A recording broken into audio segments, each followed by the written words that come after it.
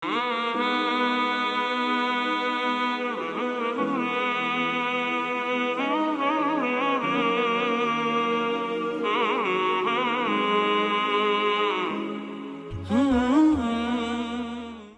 sekalian, makin kita menjaga hubungan dengan Allah Azza wa Jalla, makin kental kita mendekatkan diri kepada Allah Subhanahu wa taala, makin kita paksakan, maka makin dekat Allah dengan kita. Misal contoh, antum praktekin, buat jadwal 1 bulan dari sekarang atau 1 minggu dari sekarang, 1 bulan lah dari sekarang, coba antum buat sebuah catatan sederhana amal ibadah yang sudah antum kerjakan yang menurut antum paling sempurna, pribadi, tidak usah liatin ke orang lain. Tulis misalnya sholat 5 waktu, saya dari tanggal 1 Muharram ke akhir Muharram saya akan mulai, atau misalnya 1 Oktober sampai akhir Oktober saya mau coba sebulan nih.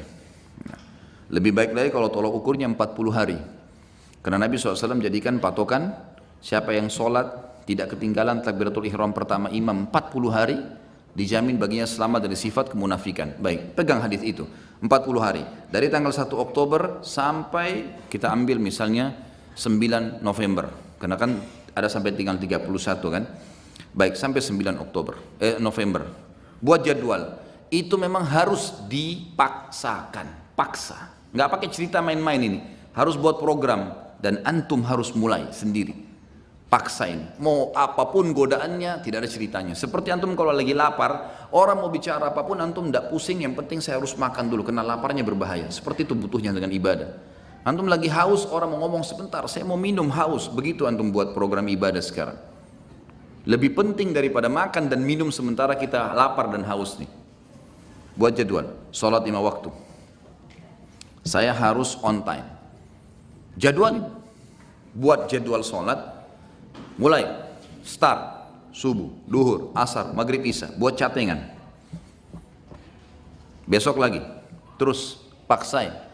Karena 40 hari, jaminan selamat dari sifat munafik. Antum tidak akan pernah dusta seumur hidup, tidak akan pernah ingkari janji, tidak akan pernah khianati amanah, tidak akan pernah berbuat curang. Jaminan dari baginda Nabi SAW. Dan tidak mungkin Nabi salah. Tidak mungkin Allah salah. Ada sahabat 2 orang, adik kakaknya sakit perut, datang ke Nabi SAW. Ya Rasulullah, adiknya bilang, kakak saya sakit perut. Kata Nabi SAW, minumkan madu, kasih madu. Adiknya kasih madu. Rupanya adiknya buru-buru, kakaknya masih kesakitan, kembali lagi ke masjid. Ya Rasulullah, kakak saya masih belum sembuh. Apa kata Nabi SAW? Minum lagi, cari obat lain? Tidak. Nabi ajarkan sebuah konsep dasar ini. Kata Nabi SAW, Allah pasti benar dan perut kakakmu yang bohong. Enggak mungkin Allah salah. Sabar, minum, yakin, pasti. Allah pasti benar, perut kakakmu yang bohong. Penanaman akidah yang luar biasa. Harus difahami ini. Buat jadwal. Saya belum pernah baca Quran sehari. Baik, sekarang baca. Lebih mudah bagaimana? Habis sholat, buat jadwal ini coba. Setiap habis sholat teman-teman, habis zikir jangan berdiri, hitung pakai stopwatch 5-10 menit, tidak usah lebih. Antum buru-buru 5 menit saja, buka Quran, baca. Pokoknya baca.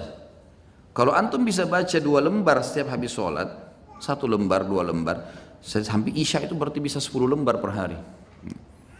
Atau kita ambil ayat lah, 10 ayat habis sholat, 1 hari antum punya 50 ayat. Apalagi kalau antum bisa 20 ayat, bagus kan?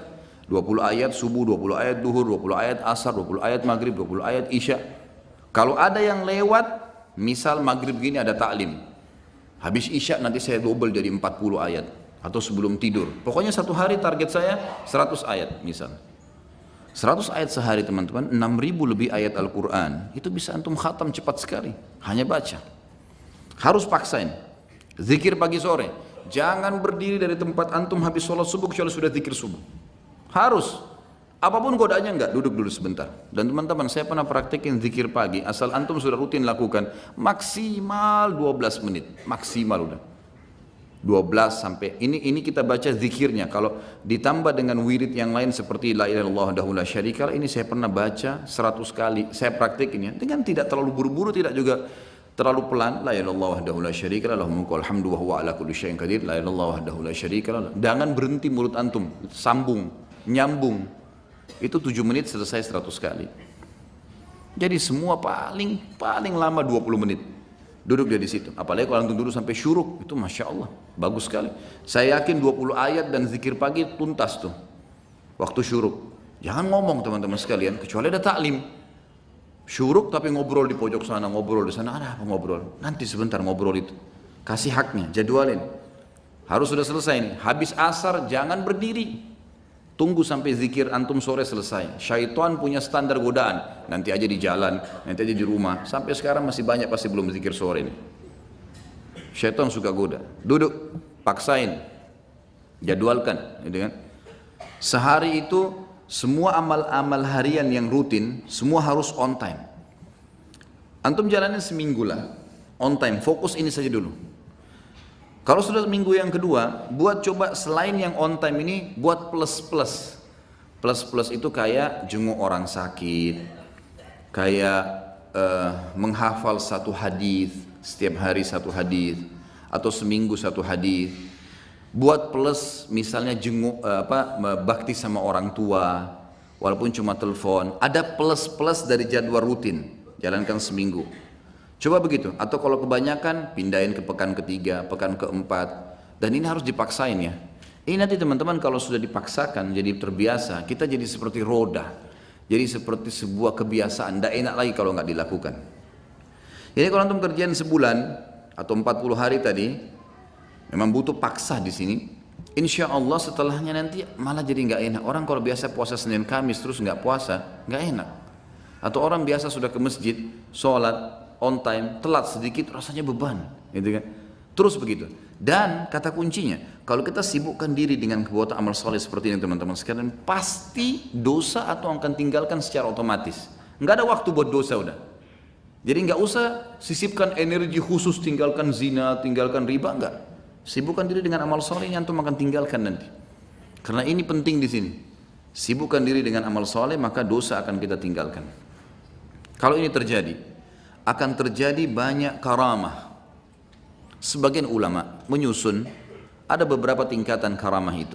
Yang pertama, yang umumnya datang kalau orang itu memaksakan diri dalam ibadah, mengerjakan yang wajib dan sunnah, meninggalkan yang haram dan makruh, maka dia akan sering melihat, dia akan sering merasakan firasatul mu'min. Yang kata dalam hadis Nabi SAW, kata Nabi SAW, firasatul mu'min benar. Ada sebuah perasaan yang kita rasakan, orang ini baik atau tidak baik. Jadi ini bisa dibedain ya dengan sesuatu kalau antum belum dekat sama Allah. Itu berarti belum tentu benar, bisa dari syaitan, sangka buruk. Tapi kalau seseorang sudah paksain diri, sudah jadwal ibadah tadi, antum bisa merasa orang ini mau niat jahat atau ini orang yang mau baik sama kita. Tapi konsekuensi ini dulu nih. Kalau sudah terpenuhi ini baru. Kalau tidak, masih antum Senin Kamis masih jalan. Ada orang sholat 5 waktu, iya, ikhwah banyak. Tapi nggak pernah puasa Senin Kamis. Entah kenapa. Apa udhurnya nggak tahu. Mau tunggu mungkin mati, malaikat mau datang baru puasa, Allahu a'lam. Gak ada alasan sama sekali. Kerja, semua orang kerja. Semua panas semua. Ramadan kemarin sudah menghapus semua syubhatnya orang yang tidak puasa. Semua dihapus. Panas iya, kerja iya. Sama semua.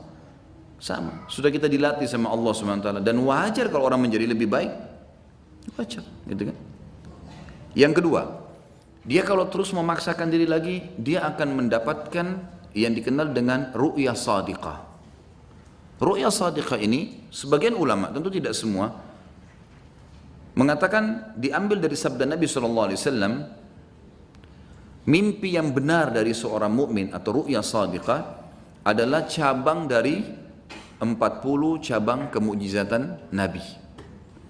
Dalam hadis lain dikatakan tidak tertinggal lagi sesuatu yang benar menjelang hari kiamat kecuali mimpi yang benar dari orang mukmin. Misal antum mau pergi umroh atau mau pergi haji, mimpi lihat Ka'bah. Ada orang tua kita mau datang silaturahim, kita mimpi beliau datang, gitu kan? Banyak hal yang diperlihatkan oleh Allah SWT, mimpi.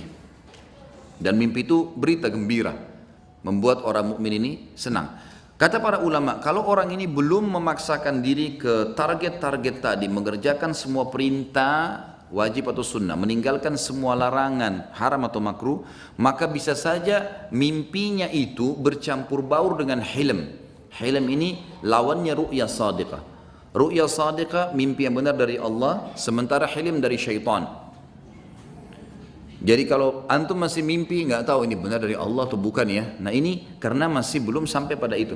Tapi orang kalau sampai pada tingkat ini, sebagian ulama mengatakan seperti sabda Nabi SAW. Memang orang mukmin akan mimpi ru'ya sadiqah itu. Orang mimpi ru'ya sadiqah. Ini yang kedua. Kemudian datang yang ketiga, yang setelahnya adalah hal-hal yang terjadi yang memang Allah Subhanahu wa taala sesuaikan dengan keadaan orang itu. Bisa saja lisannya menjadi petunjuk bagi orang. Seperti misal Umar bin Khattab radhiyallahu anhu di zaman khilafahnya beliau pernah tiba-tiba naik mimbar, kumpulin orang di masjid, lalu beliau mengatakan, "Hai pasukanku, ke gununglah kalian, ke gununglah kalian." Bahasa begitu. Orang yang lagi di dalam masjid, apa ini? Amir Mukminin bicara apa ini? Ke gunung, tidak ada pasukan di masjid, bukan pasukan ini. Orang belum mengerti pada saat itu. Lalu Umar bin Khattab turun dari mimbarnya. Orang juga nggak ada yang nanya. Selesai. Ternyata Umar bin Khattab lagi mengirim pasukan di perbatasan wilayah Persia. Datang pasukan tersebut, lalu mereka yang memberikan kesaksian. Mereka mengatakan, "Ya Amir Mu'minin, Allah telah berikan kami kemenangan." Kata Umar, "Bagaimana kalian menang di depan orang-orang semua?" Kata mereka, "Kami pada saat didesak oleh musuh, dan kami yakin kami akan kalah, kami yakin akan dibantu oleh musuh. Tiba-tiba kami mendengarkan suara Anda yang berkata, 'Wahai pasukanku, ke gununglah.' Dan kami lihat di belakang kami ada gunung, kami naik ke gunung tersebut, mengatur strategi, kemudian kami melemparkan anak-anak panah ke musuh dan kami menang." Umar bin Khattab waktu itu yang muncul adalah perasaan dia. Dia tidak bisa lihat ghaib. Umar bin Khattab tahu itu. Tapi ada feeling yang sangat kuat di situ, kalau dia harus ucapkan itu. Maka dia ucapkan dan dibuktikan di lapangan, Allah berikan kemenangan pasukannya. Tapi ini bukan orang-orang yang biasa, bukan orang yang baru Senin Kamis sholatnya, baru 2 kali 3 kali datang taklim, baru tiba-tiba mau, apalagi kalau sudah pakai aku dan saya tadi, lupain sudah ini. Jelas ini? Ini bahasa Indonesia ini. Ya? Jangan lagi tidak faham.